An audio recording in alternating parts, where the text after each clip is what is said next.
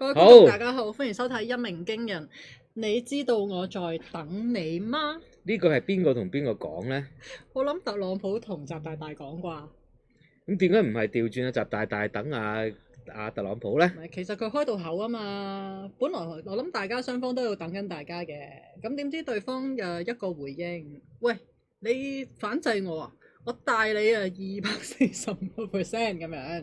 唔係，其實唔係，佢唔係全部245%，佢某啲嘢啫。咁都係嗰啲針頭嗰啲啫，大佬。即係俾唔俾啲道友買到啲針頭啫。哦，係啊，即係局部性。係啦，係啦，佢唔係全部245%。哦，咁你覺得佢會唔會等多個習大大嘅電話咧？唔會。咁呢單嘢咪翻唔到轉頭咧？好難翻轉頭。真係好難翻轉頭。咁我哋個市會唔會已經預先反映晒嚟緊個波動性會減低？我哋就唔需要再理兩個國家嘅領導人究竟。嗱，你睇呢兩日個港股咧，個波動性咧就唔係呢啲 official 嗰啲，我打你幾多 percent，而係佢好似打緊電話嗱，咁又升幾百點。哦。佢其實佢冇打電話又跌幾百點。係。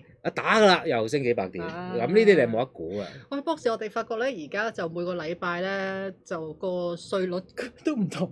即係上個禮拜100幾，今個禮拜200幾，下個禮拜400幾嘅咯喎，係嘛？咁點咧？你點樣分析而家呢個局有冇超乎你嘅預測？唔好理佢咯，點可以唔理啊？下個禮拜又唔同咯，咁有咩分析？但係而家半夜咧見唔到特朗普講嘢，我心好不安啊！係。我之前慣咗咧，半夜唔知點解都會擲醒啊！空虛。即係過去兩個禮拜咧，我都會話半夜1點零2點想望一望個電話咁樣啦。係睇下道指而家咪跌1000啦。係咯。淨係升1000啦。發現佢好靜啊，咁所以我覺得好唔尋常。其實佢係咪真係等緊某一個人嘅電話咧？所以佢呢一排就會收斂翻少少，俾我哋。得啊，習大大都唔喺自己 office，佢而家先至喺馬來西亞啫嘛，係啊，跟住仲有柬埔寨要去，咁起碼都要下個禮拜頭先至翻到屋企。但係都好快完㗎啦，咪唔使㗎，唔使習大大自己㗎，咁啊派啲副手去頂住先咯，又或者拋個橄欖枝，話可唔可以 set 個日期，真係傾下偈先咯。都有嘅，據聞就係有啲副手啊打個電話嘅，咁特朗普嫌人哋嗰個職銜低，係叫你大佬嚟同我講咁樣，咁唔知係咪啦？嗱，呢啲好多啲咁嘅傳聞嘅，個市啊俾呢啲嘢咧就發到你暈啦，咁你點炒咧？買大細啫喎而家。係咯，博士好靜喎，有咩 comment 啊？放假啦，上個禮拜都要見嘅嘢都見晒啦。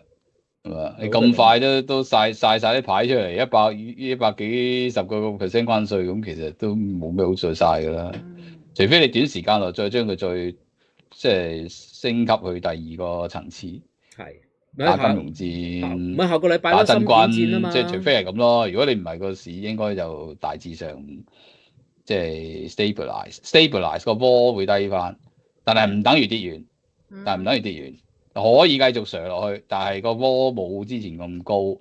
之前你上個星期係前嗰個星期係嗰啲裂口係幾千點掟落嚟啊嘛，道指。而家唔會啦，暫時啦。道指唔係3時3刻都幾千點掉落去嘅。下個禮拜就係芯片大決戰啊嘛！我就驚咧，喐到芯片咧，個市個波兩睇啊，即係究竟個波動性係咪真係壓得住咧？因為如果你喐到 M7嗰扎嘢咧，你個 S&P 同個 Nasdaq 又會再嚟多一隻好深嘅腳仔啊嘛！哎呀，真係唔知啊呢啲。係咪？你諗下，而家嗰個低質晶片都要攞，唔係低質晶片。我係咁樣形容啦，即係輸往中國 H20 晶片，咁又好得意喎！阿黃仁勳又去咗北京喎。係啊，H20唔係好低嘅啫係嘛？唔低嘅，相對佢買到最高嗰隻啫。係啦，而家買唔到 H20，咁點咧？跟住做咩咧？買咩咧可以？其實真係唔知喎，唔係有好多人思考話點解特朗普要行呢一步啊嘛？即係話喂，咁其實我不停輸出控制住你，你又冇得攞到。我又幫特朗普講説話，佢又唔係唔俾你賣嘅，佢係話咧，佢應該係話咧，你賣之前咧，或者賣俾邊個咧，你同我講咗先。咁咪真係唔俾咯？唔係你講咗可你俾噶嘛？太樂觀啦啩！即係佢咁講啫，即係唔係唔俾？即係你賣，你話俾我聽，因為佢驚咧。即係話就話賣俾你，其實你啊買咗之後咧就賣俾佢，就咁樣。咁啊，即係你啊，咁佢啲做法即係對應翻大陸風嗰啲稀土出口一樣啫。嗱，你都係咁講。你批咗先至俾出口一樣啫嘛。你都可以咁講，係啦，即係佢即係咁講。咁就而家又有人踢爆啊嘛！今朝話個 DeepSeek 其實有6萬張 NVIDIA 嘅芯片啊嘛。呢啲傳幾多都得㗎啦。係啦，你又打唔開唔到門去睇裏邊有幾多張，又數唔到啊！啲任你講啊。而家搞到咧嗰啲人咧，即係因為嗱，投行界咧就每日都收好多客戶嘅查詢啦，但係投行老闆咧完全唔識得點去計條數去回應翻個客戶啦。咁但係每一日咧就開10萬個 call 咧，就係聽佢哋申訴，然後個投行又俾唔到任何嘅投資建議啦。咁啊唯有喺度計咧嗰啲啊，如果你基於今次呢一個 percentage，究竟中方即係大鑊啲啊，定係美國大鑊啲？又重新開始喺度計呢條數，因為度計咧嗰啲咩啊高度依賴進口佔嘅比例幾多，咁啊就得出咧。你當然啦，好多投行而家仍然叫大家買中資股噶嘛，咁就話原來咧呢一個美國依賴中國入口嘅貨品咧個比例咧係遠高於美國嘅，因為你冇咩其實係輸出去別人嘅，但係你又單靠中國入口咧，其實之前嗰年計咧有成1580億美金。你又講得有道理。係啦，咁所以你計落嘅話，點解阿爺而家咁口硬，又或者話你條數計落已經冇意思，我唔費事同你傾咧？就係因為佢已經覺得我唔會特別俾你打殘咯。嗱，呢啲好難講嘅，但係特朗普條數就咁打嘅。如果佢可以將你個生產線掹到出嚟嘅話，搬去美國好，唔搬去美國好，咁你總之唔喺中國裏邊生產嘅，咁你就冇咗嗰盤生意，佢就繼續有貨買。但係問題，博士你點樣睇呢一個問題咧？係有好多熟知美國國情嘅人覺得呢一樣嘢唔可能發生咧，就係美國人長期你唔再能夠做工業化，係基於佢哋有個基因嘅問題啦嘛，已經，即係佢哋大量做唔到嘢嘅人，躺平嘅人，但係佢哋而家做唔到咁精細人人。佢有好多好倒模式嘅嘢，佢諗住搬翻去機器做。係做唔做到咧？單靠機器可以我又唔信嗰種大量，我又唔信美國做唔到嘅，美國一定會做到，即係做唔到啲好複雜嘅嘢。係啦。如果你話蘋果電話啊、車啊，越係高智能嗰啲，越係做唔到，嗰啲越要人手。越係一元化嗰啲，即係倒模啤個痰罐嗰啲，咁嗰啲做到。咪所以有好多即係整個痰罐廠，你真係夠膽死，全部係機器做都 OK，冇問題。係啊，嗰啲上色都唔使人手上嘅嚟，而家痰罐。噴咗個機就噴落去，過2轉已經做到。你啱講到依賴咧，其實即係作為香港人咧，即係土淘寶㗎嘛，你知啦，香港人。咁你一問啊，睇一睇屋企咧，你買咗幾多淘寶嘢？其實有10件咧，有7件咧，其實你係唔需要嘅。係啊。咁你而家好多數計咧，即係中國好多貨品輸去美國，你撳咗佢咧，你美國就慘啦。咁但係其實即係美國人都要諗，唔係手痕㗎，有啲係因為即係你要加到佢唔使運費，焗住買嘅啫。係啊，即係啱啊，阿博士講啱啊。不過100蚊買到200蚊就唔使運費，我而家185蚊，我起碼買到20蚊。咁所以個依賴咧，其實我覺得要打翻個 discount 嘅，即係有啲嘢其實真係唔需要。你諗下，你每一筆嘅淘寶嘅單，即係一個月有好多人1-2個禮拜買一次，其實好多你都唔係好需要。不過你撳下撳下發覺得意啊，有3蚊啊又買，有4蚊又買。唔好話咩淘寶啦，我最近即係買啲嘢，咁咪有好多嘢真係要大陸買嘅，包括而家我做緊節目呢條線，都係佢嗰度買過。呢度買。好貴，唔多選擇咯，買唔到咯。但係呢啲咁嘅線，講真，我話俾你聽啦，我買10條翻嚟咧，有7條都係壞。你講得好啱嘅。我哋都係咁嘅。尤其是真係垃圾嚟嘅。呢啲線咧，如果一開3嗰啲叉電咧，嗰3楷嘅叉電咧，總有2楷係壞。但係你依然會買喎，因為幾蚊啊嘛。真係平到咧。即係你話有一條唔知邊度製造嘅3條嘅日本嗰啲啊，話3條一定得嘅，好勁嘅。咁啊，嗰啲可能係80蚊、90蚊。你大陸係3蚊，你3蚊就壞2條，咁你咪有1條啊。實際上都唔係咁平咯，幾千蚊條喎。即係阿莊一同我講話，我想買呢個牌子，話幾錢啊？2000，唔使啦，淘寶啦。淘寶20蚊嚇。壞咗可以掉。你買10條翻嚟咯。所以你話嗰個你話依賴中國貨係咪即係咁 steady 嘅一個依賴程度咧？佢唔係計到咁精細，譬如高盛最新人報告，佢淨係好籠統。譬如佢話美國依賴中國入口嘅商品仲有最多嗰個比例咧，就係電子產品啦。係啦。咁而中國依賴美國最多嘅咧，其實有啲咩咧？農產品、能源。即係牛肉啊，唔知啊，類似嗰啲嘢啦。你仲有咩可以輸出咧？中國又真係好依賴美國嘅農產品嘅大豆嘅，尤其是大豆。咁但係中國都揾到巴西啊嘛，揾到嘅。巴西種大豆而家勁過美國嘅。咁你話電子產品咧，中國又真係好強嘅電子產品。但係呢樣嘢係唔穩陣嘅。美國可以對巴西先徵收呢個好高嘅關稅。咁而家咪話特朗普要擸埋一齊嘅第2次關稅啊嘛，打對中國。咁呢個有冇機會又唔知啦。喂，你覺得咧，今鋪習大大出訪咗嗰幾個地方咧，冇用嘅，傾唔掂嘅。真係？如果你係越南嘅話，你企邊邊咧？我越南我梗係企美國嗰邊嘅。點解咧？咁如果中國 cut 你電咧，你25% 電力就冇咗㗎咯喎。我越南中國製喎，越南同中國一樣可以食2年草嘅。點得？即係人哋成個製造業就崩潰㗎咯喎。唔怕嘅，越南啊真係一定係佢唔係親美國越南啊，越南係近美國嘅。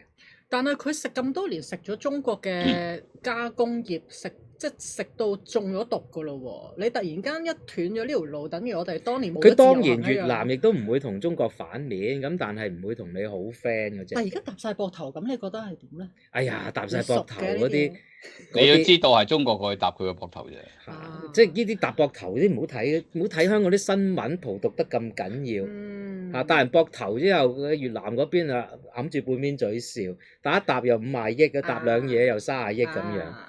因為就好簡單啊嗱，越戰，哇，去到美國同越南打仗打10年，因為美軍走晒，跟住越戰之後中越邊境戰打到而家未打完，咁我親邊個？我而家有個邊界都仲喺度喐下喐下㗎。個邊界就係因為同中國咁樣接壤法咧，佢有啲嘢真係唔能夠傳去中國㗎，即係佢攞住你個工業嘅命脈喎，即係你一嘢你可能嗰個唔係短痛咁簡單喎，你唔知要幾多年先至可以冇咗中國，然後重振到鎮住個 GDP 喎，即係如果你以嗰啲國家嚟計。咁你又唔好諗到咁複雜嘅。我有啲悲觀嘅呢方面，如果係黐美國，我有啲擔心嘅。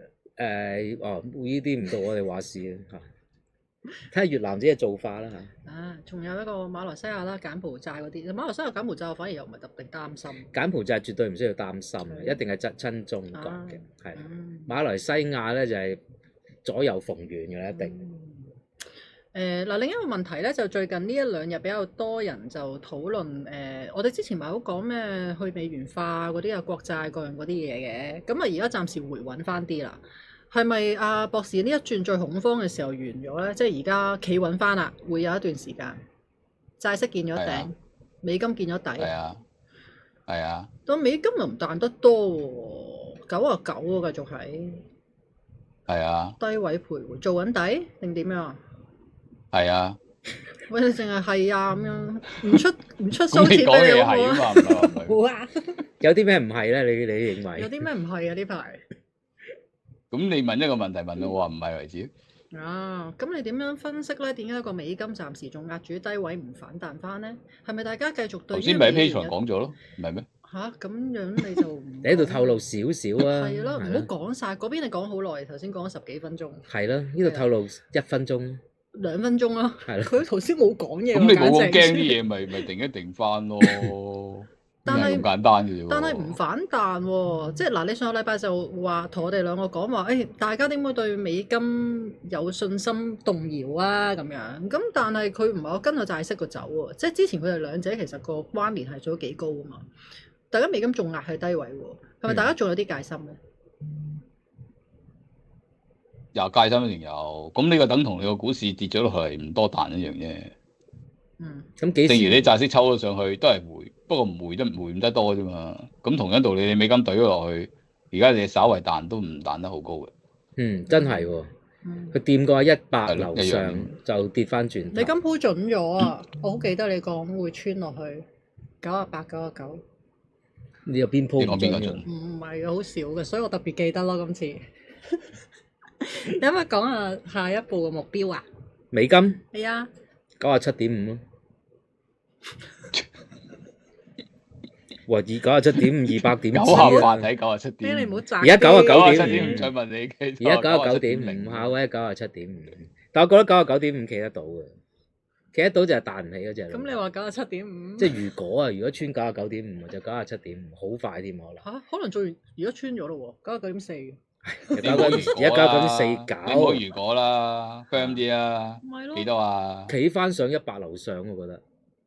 美金升翻100多啲，1005啊啲咧，好。咁咪同我哋禮拜一講嘅嘢一樣。其實我睇101.5嘅，我驚你又話哇睇咁高咁樣啫。咁你睇晒啦，97、8、90、12都睇晒啦。我都係學你啫，真係。你兩個你真係好學唔學？學埋啲衰嘢。唔係，我覺得會上翻101.5，但係件事即係而家即係嗰個乜鬼貿易戰要大家settle down 少少先咯，係咯。有一個問題關於美金咧，即係我喺出邊又聽到啲人講啊、討論啊，大家又討論下，即係大家覺得咧今次 Donald Trump 做嘅嘢對美金嘅影響咧有少少矛盾，咁啊睇下兩位點睇？即係例如話阿 Trump 其實而家最後嗰個結論咧都係想變為順差嘛，又或者冇晒貿易逆差啦。咁但係其實以往美唔係咯嚇，你覺得唔係啊？咁佢想做咩啫？佢自己出口講嘅喎，佢想做皇帝咯。啊！佢想個個怕咗佢，個個聽晒佢話。而家個個都好怕佢。佢想喺呢個情況之下冇高弄低，要啲嘢升就升，要啲嘢跌就跌咯。佢做到嘅咯。咁順帶當然可以賺大筆啦。但佢都要基於一啲目標去達成大家聽佢冇呢樣嘢噶嘛。咁呢一個貿易嘅順差，唔需要目標啊，順差嘅借口嚟啫，係人都知啦。哦，係啊。其實佢而家已經買咁多嘢嘅，咁你買咁多嘢，美國梗係有逆差㗎啦。係啦，我就想問呢個問題：如果佢噏到出口話，只要你哋貴我，然之後我哋最後嗰條數係變翻順差嘅話咧，我就話 OK 放過你啦，我就任務達成啦。其實佢已經做到順差咁滯㗎咯，你冇咗中國嗰個逆差，已經去全國都基本上可以好快。你諗下佢嘈咁耐，呢條友嘈咁耐，佢都冇講得好清楚緊佢要乜。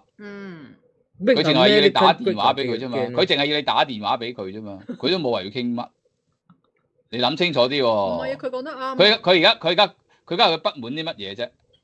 佢不滿啲乜嘢啫？我都唔知佢不滿啲乜嘢。不滿佢。佢成日話人哋攞美國啲嘢、偷美國啲嘢、搶美國啲嘢，話唔公平。乜嘢唔公平啫？爭咗佢啲乜嘢啫？佢都講唔出，咁你而家想點啫？佢咪就係關佢好 concrete、好 exact 嘅嘢講唔出噶嘛？佢就要你打電話俾佢。咁其實我理解就係。如果你肯打電話俾佢，肯跪喺度打電話俾佢，咪 OK 咯。係。咁嗱，有啲國家都其實好簡單啫嘛。如果習近平肯跪喺度打電話俾佢，其實得㗎啦。唔使講咩嘅，打電話俾佢就得㗎啦。你講清楚啲就淨係習近平啫喎，因為好多國家一早喺佢未宣佈之前已經跪晒喺度咧，嗰啲全部都要打20幾% 關稅喎。即係所以佢要嘅目標。免咗啦，豁免咗變翻10啦。咁都係90日啫喎，你唔知佢即係90日。哦，依90日再連要啊嘛，唔係即係打一個電話就90日咯，90日之後再打第二個電話咯 ，OK， 明唔明啊？咁如果嗰個最緊要嗰個唔打電話嗰90日咧，其他嗰啲咧就我諗係要串連㗎啦。即係我之前已經估咗㗎啦，一定叫其他國家打埋佢。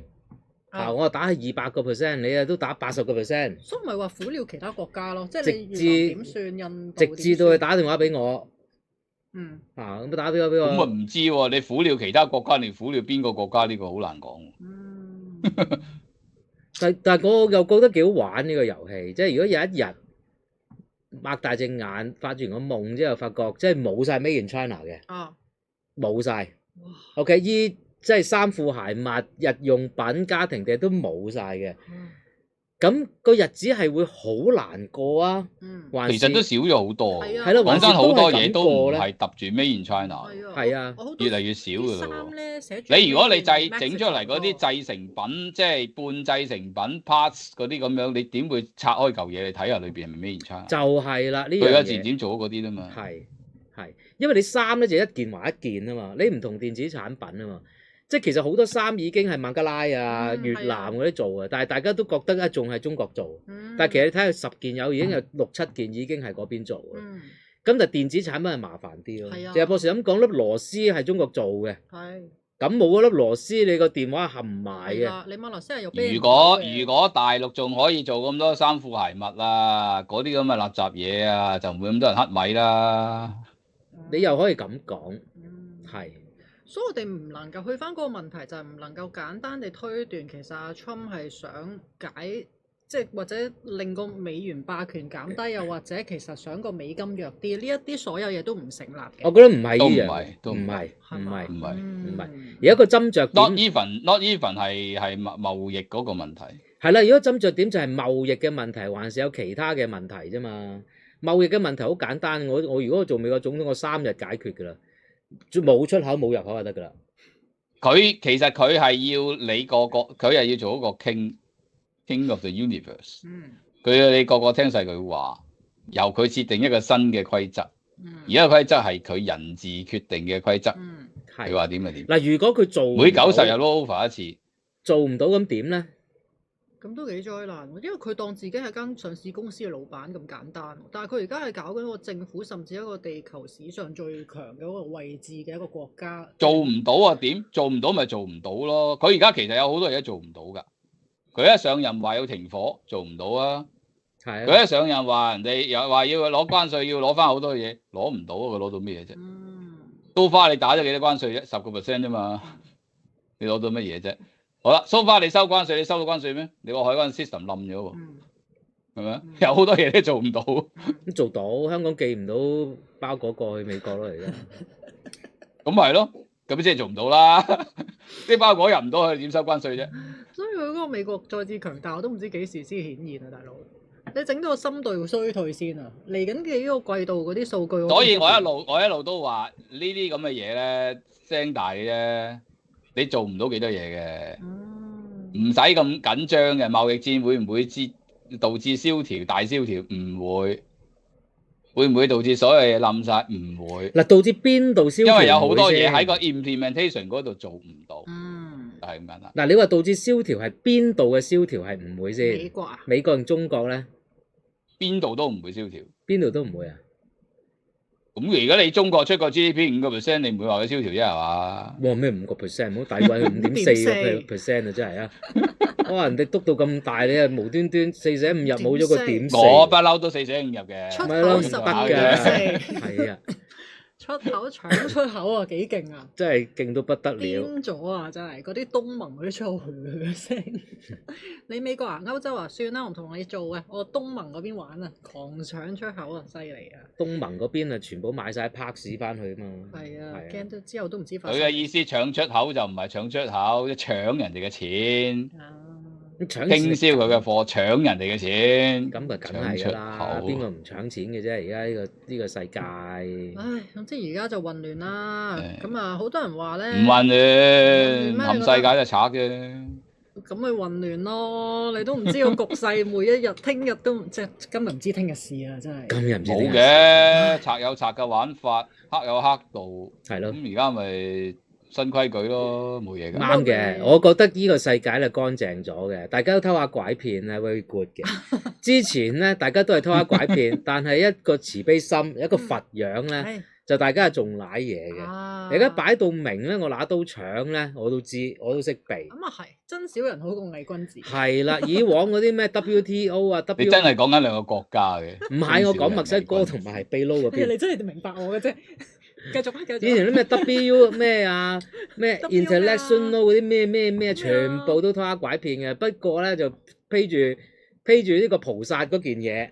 你又唔好咁講喎！你講到 WTO 同埋 APEC 咧，我哋嗰啲邊有偷下拐騙啫？嗰啲不嬲都窮嘅。邊個窮啊？只不過美國唔知點解攞啲閒錢養住班廢人啫。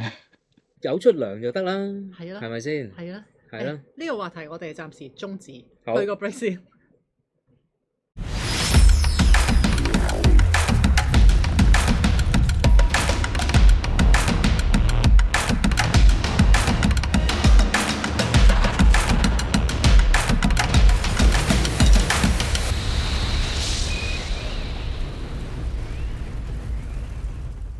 好啦，翻嚟埋節目時間啦，頭先有人提到 WTO 啊嗰啲咁樣啦，其實我哋而家香港咧，由於係APEC 同埋 WTO 咧，都係一個獨立嘅個體啦，就唔同關稅區嘅，咁所以咧，我哋係實施緊零關稅嘅，我哋即將咧就係喺呢個中美或者全球貿易戰之中嘅一個避風港，我哋就會咧繼續係穩步推進咧我哋呢個自由貿易港嘅地位啦，咁好多人咧都會嚟購物啦，然之後攞翻佢哋嘅國家嗰度售賣啦，然後咧就可以咧獲利㗎啦咁樣。咁所以我哋嚟緊一個零售市道咧就會一飛沖天啦。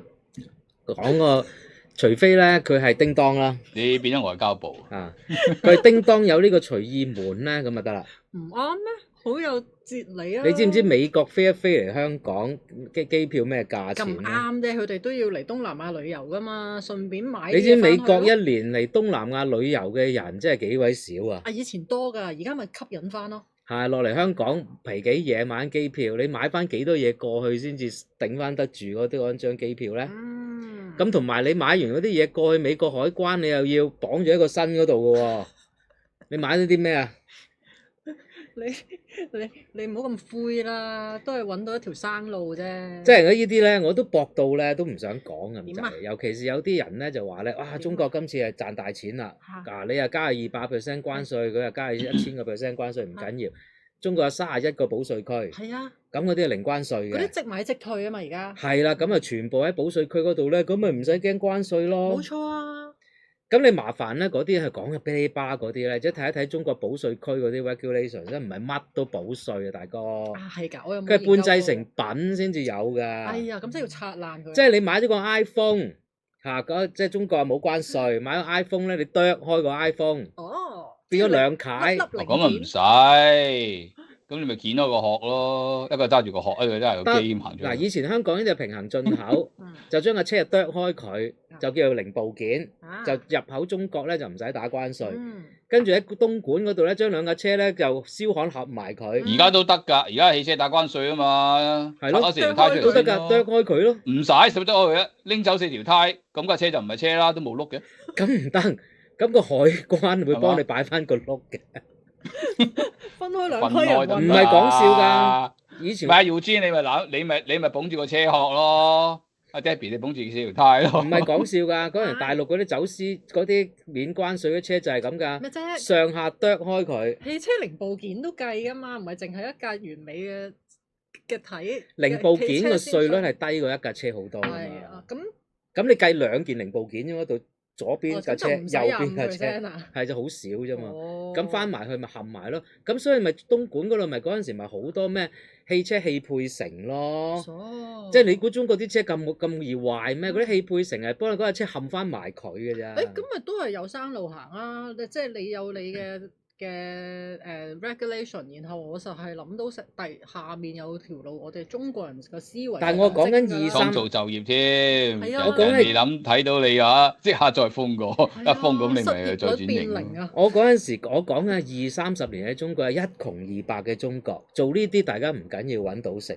但係我哋而家中國係豐衣足食，世界強國，你唔想再見到有啲省市喺度。都焊翻埋架車咁啊！個年輕人失業率10%嘅喎。失業唔代表要做啲咁嘅嘢噶嘛。咁你做唔做啊？有人工。我寧願躺平。你寧願躺平，係。所以你唔可以咁講話，中國31個保稅區啊，邊個打關稅，我全部去晒保稅區嗰度走出去咪得咯？係唔得嘅天才，得嘅話，中國就唔會開個保稅區啦。因為中國係打關稅噶嘛。我開個保稅區唔打關稅，中國嘅財政收入點嚟啊？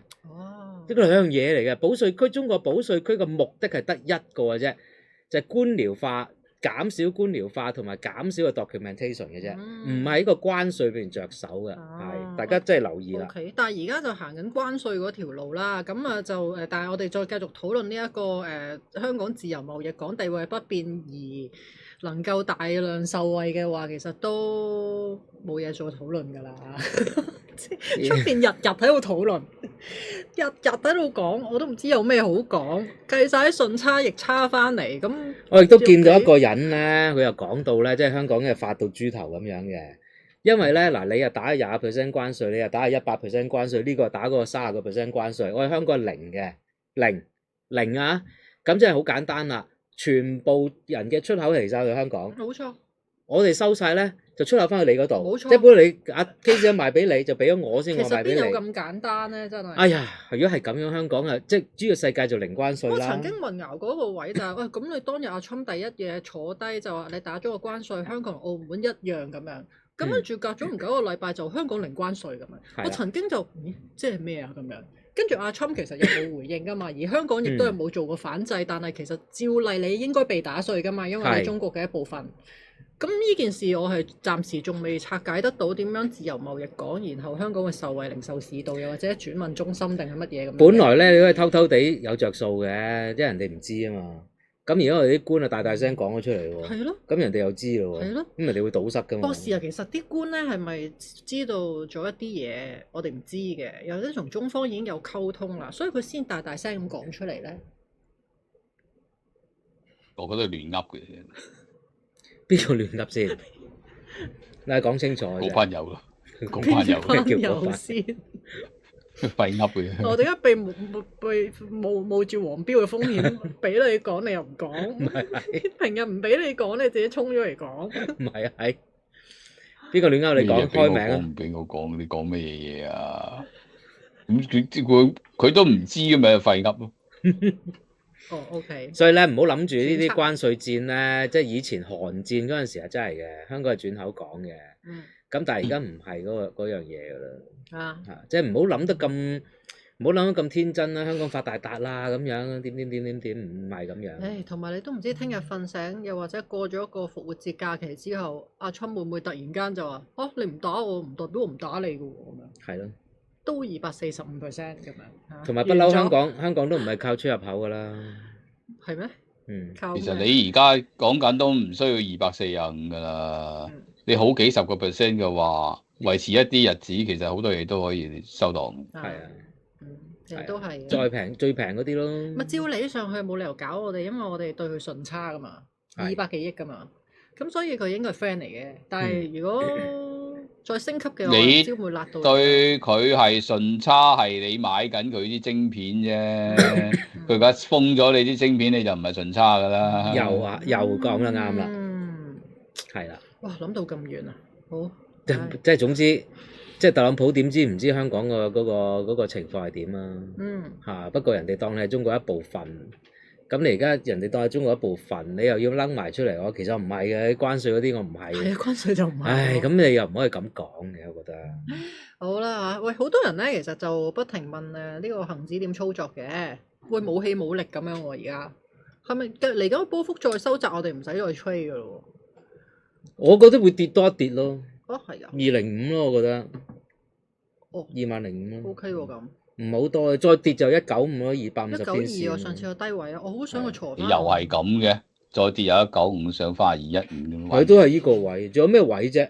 唔通我同你講晒啦？唔通我同你講個4萬點咩？我冇可能啊嘛，都係呢啲位嘅啫，邊有得搞？除非打電話啦。好想補翻個裂口喎。係啊。22600嘅喎。前兩日咪個個話補裂口咯，咁咪插咗你落嚟咯。真係。啊，個個都話做嗰樣嘢一定打住調轉嘅。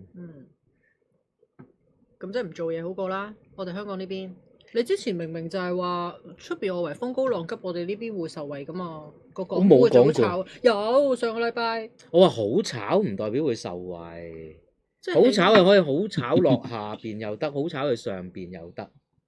博士你個 friend。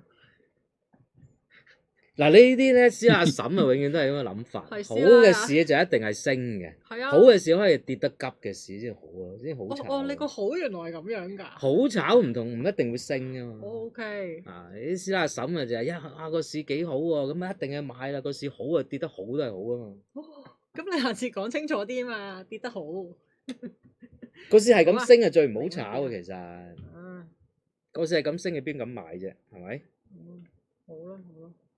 有咩問題啊？你哋係咯，放長假啦，你哋仲喺度睇我哋節目嘅？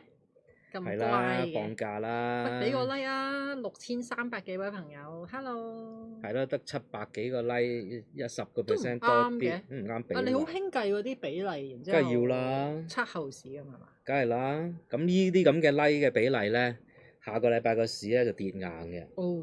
係啦，我 check 過㗎。哦。呢個統計咧，即係我都唔公開。但係而家收咗市喎。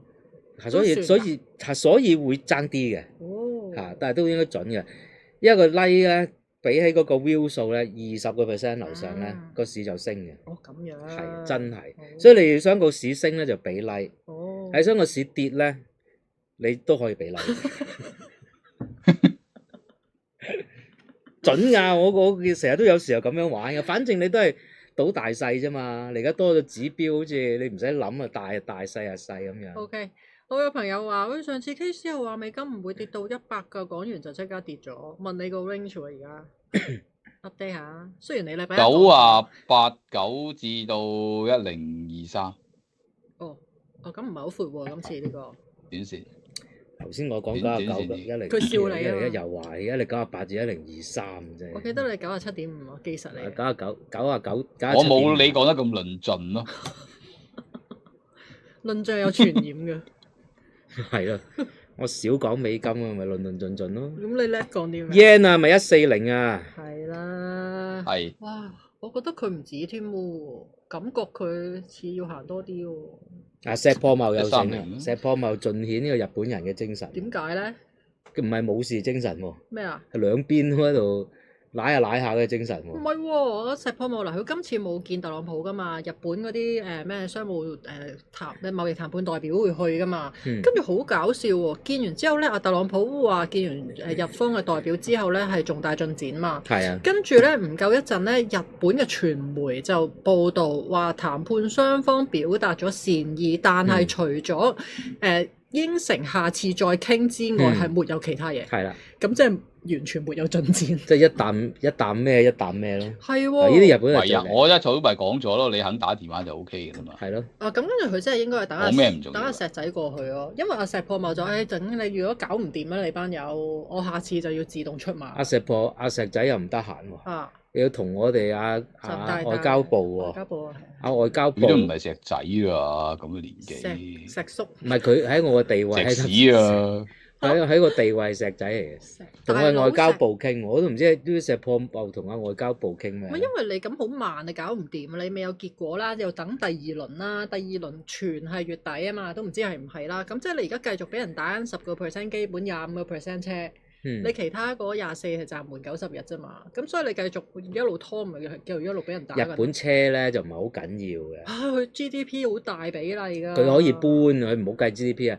佢可以啲車廠，日本啲車廠搬去美國嗰度做得好快嘅啫。哇！佢啲車廠太 automation 啦。咪就算係都即係墨西哥嗰邊正常啲咯，因為嗰邊有晒嗰啲人同埋嘢啊嘛。但係你美國真係唔得，而家特大話一定要喺美國啊嘛。你墨西哥去計啲數，喺美國一勞永逸啊嘛。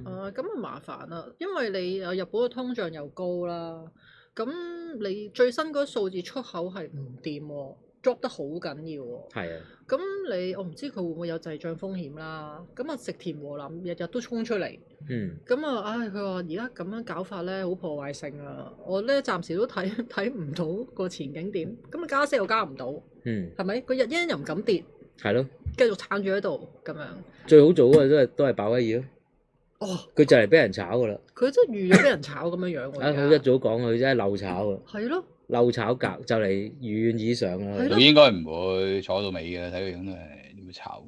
咁啊佢又唔開心喎。但佢尋晚咁樣講嘢真係好漏交打喎。係啊，真係咁都唔炒我唔係嘛？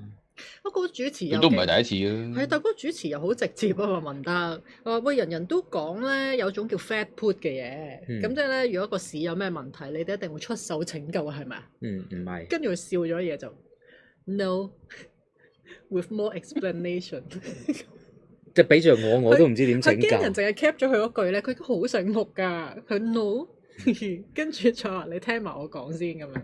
好正常啊，俾我都冇得拯救，我點拯救啊？我出呢一招拯救，跟住阿特生又整咗隻招啊，打咗落去咁。係咯。我救咩啊？哦。正路嘅，點搞啊？冇得搞啊！你美股嘅讓子彈飛啊，沽多浸先啦。沽多陣，係有網友叫你阿博士講股啊，快啲講啊你。講咩啊？佢今日真係同你差唔多睇法。放復活節假咁啊，大佬，佢唔出糧俾你啊嗱。佢未復活啊佢。醒啊！講咩啫？講股乜嘢啫？講股啊！你短地講下個禮拜港股升定跌啦。好似同你咁上下睇法，冇乜喐動喎。佢而家我擺咗個拼圖出嚟嘅，都係差唔多睇法。你個拼圖多喐咯，你個拼圖拼日本㗎嘛？我記得啊，佢同個日股係，但係個港股應該唔多喐咯。啊，如果拼圖咧，博士你得閒2萬一上下浮咯，多喐嗰隻。點啊？博士你拼圖你得閒拼一拼啊，即係好得閒先啦。呢個 last 唔係NVIDIA 拼呢個當年嘅 Cisco 啊。哦，拼過啦，好多人。好多人拼啊。2000年嗰個嘛。唔得。試過唔得。哇！真係好揼冚㗎喎。試過唔使你叫啦，好耐之前有人講過叫我做過。你一次喺 Patreon N 年前啦，已經有拼㗎啦。嗰陣時 M7 升得好勁，嗰陣佢有拼㗎啦。係啊。因為有人拼咗嗰幅圖咧，當年 Cisco 係跌到咧上滑梯咁樣，而家就好似 NVIDIA 見到個140幾150嘅高位上落嚟咧，就好似當年 Cisco 咁樣跌到20蚊。咩使鬼咩？攞條 Nasdaq 都一樣㗎啦。係啊，咁其實係咪隻圖都係咁樣嘅咧？咁逢係半導體嗰啲都係咁㗎啦。係咯，一跌就唔止一半㗎喎。係。你第一個年有得75啦 ，NVIDIA。係，但係嗰個圖又好驚嚇㗎嘛 ，NVIDIA 講緊跌到20蚊喎。係啊，但我記得博士你之前好似話，之前嗰轉啲科技股爆升係或者爆之後嘅爆破啦，大調整係唔似2000年㗎嘛？我有冇記錯你講法？冇咁驚人，2000嗰陣時跌90都得嗰啲嘢，加唔會。即係2000嗰次係一個新出嘅市場，第一次經歷一個洗禮。即係似1929嘅美股或者1973嘅港股咁樣跌90。通常跌完90之後就好少再跌90。係 A 股咁叻仔先至可以不停咁跌80嘅90。你真係。而家都難啦，而家都升唔到幾倍。係嘛？聽日 A 股冇假期嘅喎，升爆廠都俾你睇。你睇下歷史上啦，即係通常啲股市。大部分股市都係咁樣跌90一次嘅啫，之後好少嘅。但係 A 股係試過好似2、3次嘅。係嘛？聽日點解 A 股要爆升90啊？佢想升咪升咯。90年代佢玩2次啦。咁呢個復活節長假期好多啲成熟市場有優勢㗎嘛？我記得大概12-13年前咧，喺復活假嘅時候咧，試過央行咧係減息嘅。係真係全世界復活節假期嘅時候，央行係減息過一次。10幾年前，12、13年前應該係歐債危機。我唔知啊，我唔記得。總之一定係2012、13嗰陣時啊嘛。因為點？12、13、12年係歐債危機最犀利嗰陣時。因為點解咧？就嗰日突然之間都係復活嗰排爆煲嘅。突然之間復活節咧就超級多記者打俾我，中國減息啊咁樣，所以我好記得係突然之間嘅。因為嗰陣時中國嘅減息通常嗰個年代咧唔係禮拜2係禮拜3，突然之間揀呢個復活節，大家都度等緊阿耶穌復活嘅時候，你真係減息嘅，都好記得。所以今年唔知會唔會復活節突然間減息，不過算啦。中國講減息講咗半年嘅。雷曼嗰陣時係中秋係嘛？我冇記錯啊？我唔記得咗，係啊。我記得放緊假。雷曼係10月中嘅。但係9月幾已經開始有啲嘢，我記得又係長假期嚟㗎。係。突然間 call 被翻工咁樣咧。係。所以嗰次我好記得係復活節嘅時候，突然之間減息，係非常之突然嘅減息。咁啊，今次唔知啦。咁啱你講起就 A 股聽日會爆升又唔知係咪咧？爆升！有人追討你個道指啦。追討我咩啊？買咗未啊？4萬點啊嘛。買咗啦，我上個禮拜2啊嘛。我唔係買，我知 MPF 啫嘛。又 MPF？ 佢哋真係粗倉喎，嗰啲 MPF。唔係 MPF 有咩做啫？咁點解你唔買下啲 ETF 嗰啲嘅？你唔使申報㗎。ETF 唔使㗎。買我唔會咁樣買 ETF 咯。我有 MPF 啊嘛。MPF 係天下無敵㗎嘛。哦。有錢賺嘅 MPF 應該。哇！坐到落3萬6個喎，之前。我唔係3萬6嗰下啊嘛。哦。係啊。OK 啊，嗰下買唔到嘅嗰下，邊度買得到啊？你估啲 MPF 嗰啲？你頭先又話子彈亂飛會再跌過。冇數 MPF 嚟啫嘛。你 MPF 唔買嗰度跌，買嗰度都係跌㗎啦，度度都係跌㗎啦。你而家 MPF 嘅比例係點啊？個市場分佈。我係美日咯。我美日兩個啊。係啊。冇債券㗎。冇㗎。哦。其實我應該買翻，我都想買翻啲債券。唔買大中華嘅，平啊嘛。我自己本身喺大中華啊嘛。哦。兜得好快。博士美股就啲腳仔未出晒係嘛？好多人問你幾時可以買啊？會唔會但係之前個底係未下個月有腳。哦，嗰隻腳會唔會低過啱啱4月嗰隻腳啊？我覺得會，係，所以5月最好就唔好搞咁多嘢。咁買翻個 VIX 好喎，就跌唔到 VIX 升嘅喎。30喎而家。跌，我覺得 VIX 會升，但係未必會升得好高。哦，啱啱嗰轉60。你慢慢跌嗰啲，嗰轉就唔同啦。嗰啲債券又拆倉，又 call 孖展，又爆煲，又 hedge fund 瞓街咁樣。咁今次咧，如果你整多，你買 VIX 咧，你記住喎，你買 VIX 係賭佢跌得急喎。係啊。係啊，如果佢係跌得多，但係跌得慢嘅話，咁個 VIX 唔會點升。咁啊係，你覺得傾向係跌得慢啊？今轉第二隻腳仔。我諗冇月頭嗰次唔急。哦，咁啊，咁仲難玩喎。通常咧，月頭嗰次咧咁急咧，咁大件事咧，第二隻腳咧冇咁急嘅，因為你好難連環2件咁大件事嘅。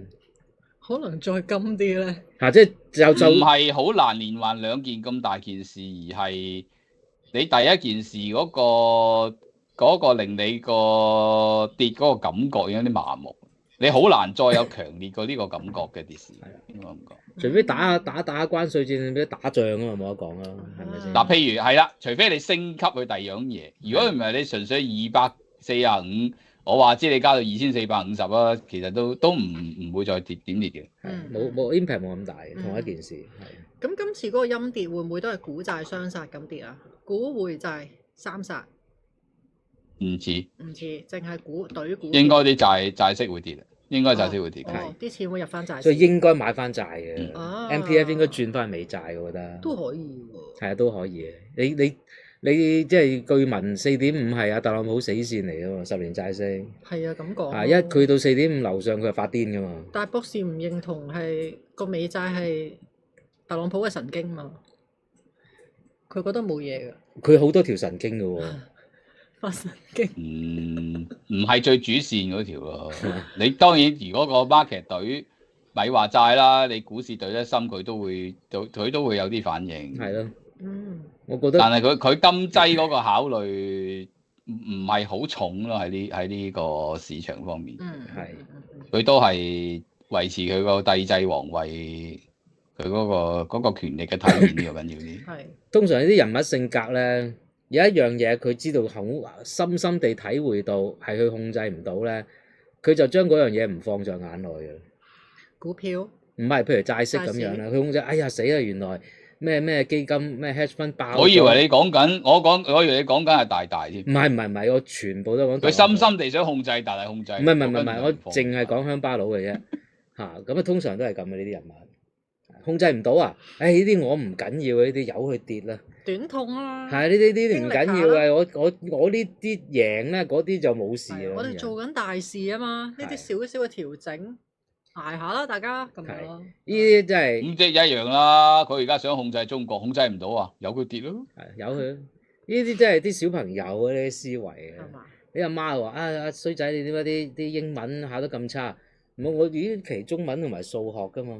嗰啲官員啊，喺出嗰個關稅之前啊，沽咗幾多貨啊，拉晒佢哋啦，咁嘅咩？我唔知喎。唉，呢啲嘢從來都係咁噶啦，俾你睇到唔俾你睇到，呢條友就不修邊幅嗰啲核突嘢俾你睇晒咁解啫。太離譜咯！唔係咁你估往陣啲冇咩？往陣咪一樣係咁。離譜唔話我哋知。即係往陣唔會有個鏡頭影住唔會俾截出街咁解啫嘛。係啦，以前啲總統冇朋友嘅咩？一樣有 friend 噶。顧老闆請。你估往陣啲咁嘅簽行政命令做嘢之前，你估嗰啲達官貴人唔知咩？咪咯。咁唔係唔知啊，不過而家呢個資訊發達，好多嘢都被報晒出嚟啊！喂，有人問你啊，詹 Sir 月初4點節目講過內銀被 disqualify 有冇啲修訂啊？冇啊，冇晒消息咯。未咁快，你估真係細路哥玩遊戲咩？呢啲好緊要嘅，即係啲大絕嚟㗎。同埋博士個金融戰都，但係一路行緊，好似咁樣咁解嘅啫，係啦。我哋冇話真係有，我哋係出邊嘅傳聞啫。OK，你唔好喺度即係嚇驚自己。係啦，我哋香港金融制度係非常之完善穩健嘅。係啦，我亦都將會成為全球出入口嘅唯一中心。唯一添啊！係全部啲出口嚟晒喺度，我哋啲出口出晒去。 5年啦，你知道我在等你嗎？好啦好啦，係咩香港政府好快揾你嘅，我係做代言人啊！幫佢賣廣告。 Hello 香港，我係個台幾想有香港政府啲廣告落嚟。唱好香港，係 Good，咯，我哋最叻㗎啦。好啦，我哋多謝7200幾位嘅現場觀眾嘅係啦，支持放假啦，唔好聽放啦。假啦，係嗱，臨熄機之前請幫手俾個 like 我哋啦。係啦，咁樣就多祝大家個美好嘅復活節假期。好，下個禮拜見，拜拜。免責聲明 Rega Finance 竭力提供準確資訊，為不保證絕對無誤，資訊如有錯漏而令閣下蒙受損失，不論公司是否與侵權行為、訂立契約或其他方面有關，本公司概不負責。同時 Rega Finance 所提供之投資分析技巧與建議，只可作為參考之用，並不構成要約、招攬、邀請、誘使任何不論種類或形式之申述或訂立任何建議及推薦。讀者務請運用個人獨立思考能力，自行作出投資決定。如因相關建議招致損失，概與 Rega Finance 主持、嘉賓、編輯及記者無關。同時 Rega Finance 所有節目或資訊相關內容屬作者個人意見，並不代表 Rega Finance 立場。